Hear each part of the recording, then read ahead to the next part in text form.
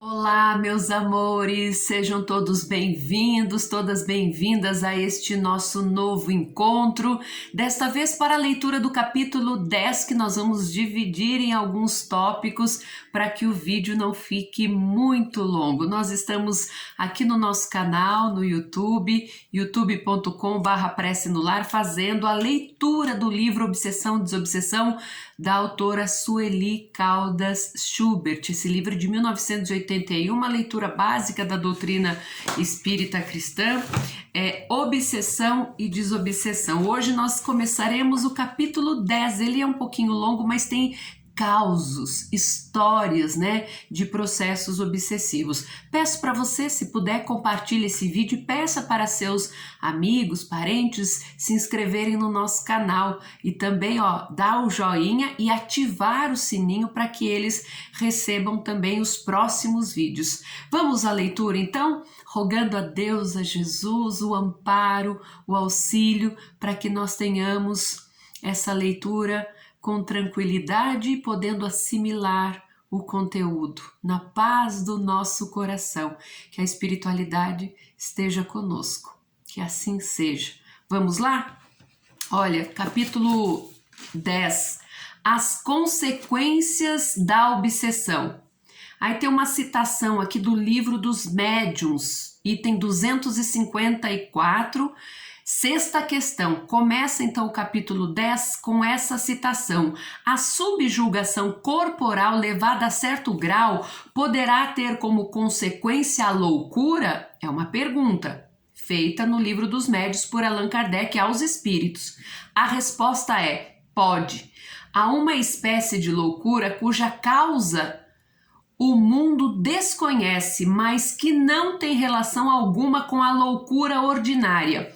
Entre os que são tidos por loucos, muitos há que apenas são subjugados, precisariam de um tratamento moral. Olha a palavra, tratamento moral, enquanto que os tratamentos corporais os tornam verdadeiros loucos. Quando os médicos conhecerem bem o espiritismo, saberão fazer essa distinção e curarão mais doentes do que as duchas. Por que cita aqui as duchas? Uma técnica muitas vezes utilizada no passado, como parte do tratamento para as pessoas ditas como loucas. Vamos lá, seguindo aqui o capítulo diz assim: quando ultrapassam o limite de simples influenciações, enraizando-se na mente da vítima que passa a viver sob o domínio quase total do obsessor, as obsessões assumem caráter de subjugação ou possessão e ocasionam sérios danos ao organismo do obsediado. Surgem assim distúrbios variados, difíceis de serem diagnosticados com precisão e difíceis até de serem constatados. Se refletirmos bem, iremos verificar que os problemas que acometem o obsidiado são bastante complexos e dolorosos. A obsessão, olha isso que importante, essa explicação.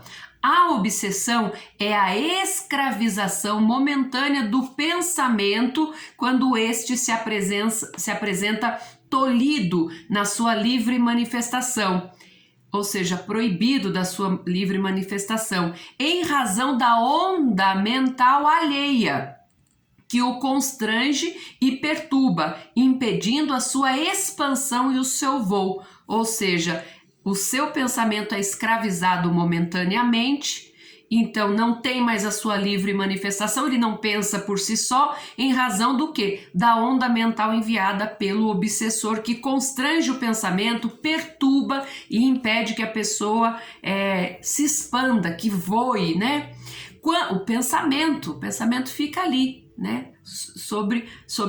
na influência, na escravização do obsessor.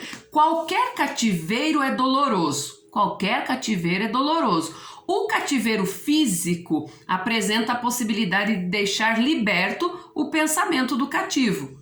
Olha isso, pessoa, por exemplo, que é pega num cativeiro, que é colocada no cativeiro, ela fisicamente está presa, mas o pensamento está livre.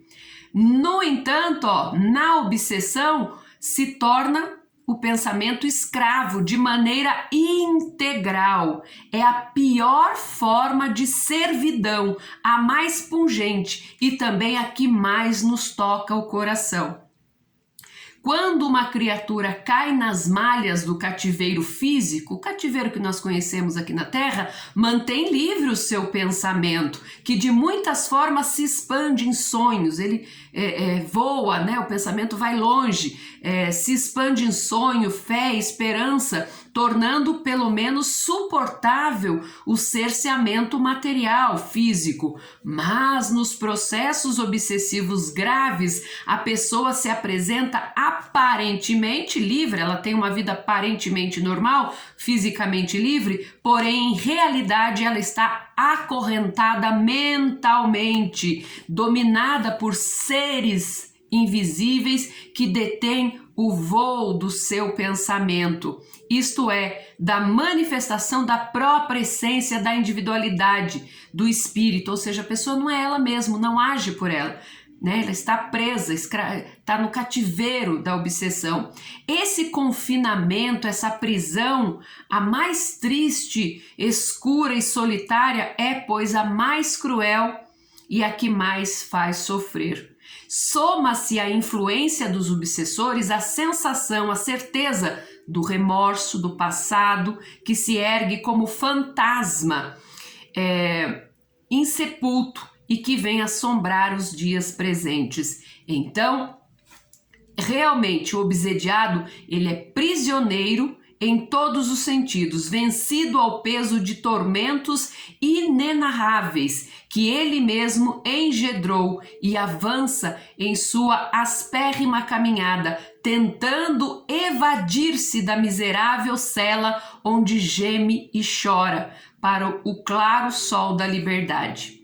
Encerrando, na noite tempestuosa em que se debate, imaginemos por um instante o que representa para ele os recursos que a doutrina espírita lhe oferece. Somente o Espiritismo tem condições de dar a esses sofredores o alívio, a compreensão, o caminho para a liberdade. É a chave que vem abrir as portas da masmorra pessoal e livrá-lo da mais completa escravidão. Não apenas o obsediado, mas também os obsessores que, afligindo e fazendo sofrer, automaticamente se aprisionam ao jugo do ódio, que os converte também em escravos e em vítimas, tal como acontece àqueles a quem perseguem. Que capítulo maravilhoso! Não terminou.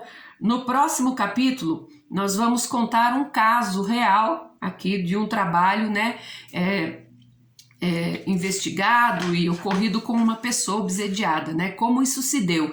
Esse capítulo, gente, é sensacional porque ele nos esclarece sem que a gente precise sequer, né, explicar ou tentar entender. Ele é super de fácil entendimento, ou seja, ele até faz uma comparação. Pessoa que está num cativeiro aqui na matéria, fisicamente, né? Ainda assim ela tem a liberdade do pensamento, de alimentar fé, esperança, expectativa.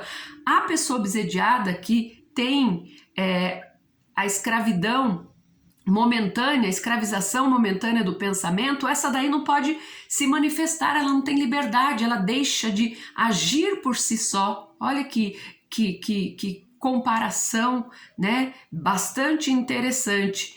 E no final encerra aqui dizendo que a doutrina espírita, somente o espiritismo tem condições de dar a esses sofredores o alívio, a compreensão, o caminho para a liberdade. A doutrina espírita, ela compreende todo esse processo, uma vez que entende que esses obsessores são algozes de existências pretéritas que vêm buscar a vingança. Eles são tão sofredores quanto a sua vítima. Então, a doutrina espírita entende que tem que haver o quê? A doutrinação, inclusive, desse espírito, o auxílio também a esse espírito que está obsediando, né? No final ele diz aqui, ó, o espiritismo é a chave que vem abrir as portas da masmorra pessoal e livrar da mais completa escravidão, não apenas os obsediados, mas também os obsessores, porque existe um trabalho nas casas espíritas que é, primeiro, a proposta da reforma íntima através dos preceitos de Jesus Cristo, né, para que essa pessoa que esteja obsediada, ela passe a trabalhar a reforma íntima, o perdão, o amor ao próximo, a caridade, a benevolência, a fé, né, essa comunhão com Cristo, agindo sempre a favor do bem. Dessa forma, ela vai estar se tornando uma nova pessoa. Isso faz com que o espírito que veio e se afinizou a ela por uma obsessão kármica, que ele reconheça que aquele espírito que lhe prejudicou numa existência passada é um novo ser. E assim esse espírito ele é convencido também a ser ajudado, a também deixar de ser um escravo da vingança, né? E ele é convencido, ele é doutrinado e assim ele se liberta, né? Não basta dizer sai daqui, você não pode ficar aqui, não. Ele tem que observar o seu algoz, hoje novamente numa vida carnal, e observar, compreender e crer que houve uma mudança. Então é um trabalho que tem que ser feito, né, com ambos, obsediado e obsessor. Por isso no final fala aqui, né, abrindo o caminho para a liberdade. E aqui ele encerra dizendo isso, ó.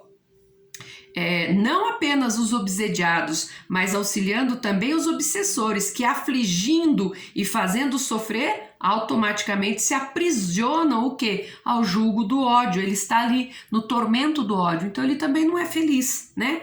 Que os converte também em escravos e também vítimas. Então a doutrina espírita trabalha o auxílio aos dois. Isso é bem importante, né?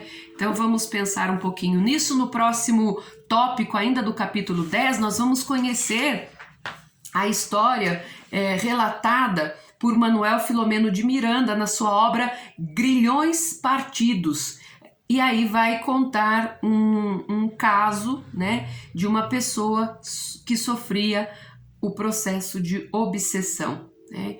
E a obsessão pode ter consequências, entre outras, a loucura, a epilepsia, esquizofrenia, levar até o suicídio. É o que nós vamos tratar no próximo vídeo, tá bom? Então, por isso, compartilhe esse vídeo, dê o joinha, ative o sininho, que a gente vai, em breve, publicar o próximo vídeo para a gente dar sequência a essa leitura. Não é um estudo, é uma leitura do livro Obsessão, Desobsessão. Certo? Para que não fique muito longo, a gente divide o capítulo 10 em tópicos. Muito obrigada pela sua companhia, que Deus abençoe você, o seu lar, a sua família. Vamos orar e vigiar, trabalhar o perdão, né? A gente tem que pensar no perdoe 70 vezes 7 vezes. É um ponto fundamental, né, na nossa reforma íntima. No nosso Facebook, no nosso Instagram, tem lá os passos para a reforma íntima. Procure ler e colocar em prática, tá bom? Para a gente aos pouquinhos ir melhorando as nossas condutas aqui, sendo seres melhores. Jesus, obrigada por mais essa oportunidade, por mais esse capítulo, que nós daremos sequência e rogando sempre, Jesus, a Ti o amparo, o auxílio, que possamos estar sempre vigilantes e em oração. Obrigada, meu Deus, obrigada, Jesus. Que Deus abençoe você, seu lar, a sua família. Até o próximo vídeo. Beijinho para vocês, beijo de luz. Tchau, gente, até mais.